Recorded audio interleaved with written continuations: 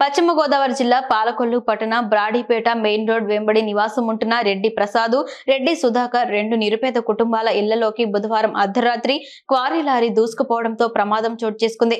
విషయం తెలియగానే సంఘటన ప్రదేశానికి వెళ్లి ప్రమాద బాధిత కుటుంబాలను పరామర్శించారు ఎమ్మెల్యే నిమ్మల రామానాయుడు.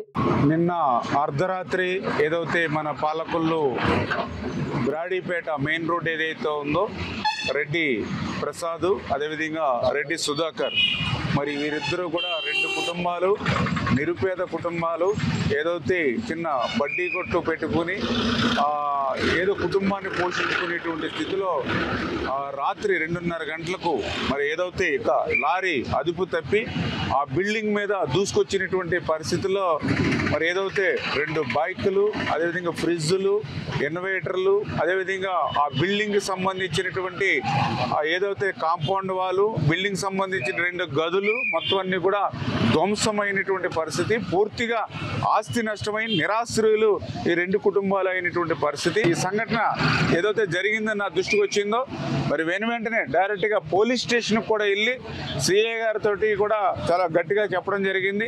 ఇమ్మీడియట్లీ ఎవరైతే ఆ యొక్క యజమాని ఎవరైతే ఉన్నారో వారి నుంచి ఆ కుటుంబాలకి పూర్తి స్థాయిలో నష్టపరిహారం అందించేటువంటి విధంగా కఠిన చర్యలు. ఎందుకంటే అదృష్టవశాత్తు ఆ ప్లేస్లో ఎవరో లేకుండా ఉండిపోయారు, కానీ 3-4 పడుకున్నా లేకపోతే నుంచి మాట్లాడుకుంటున్నా ప్రాణాలు కూడా గాల్లో కలిసిపోయి, అందుకనే సీరియస్గా తీసుకుని వీళ్ళందరికీ కూడా న్యాయం చేయమని చెప్పేసి కూడా మరి ఇందాక సిఐ గారికి, డిపార్ట్మెంట్ గారికి, అదేవిధంగా ఎస్ఐ గారికి కూడా గట్టిగా చెప్పడం జరిగింది.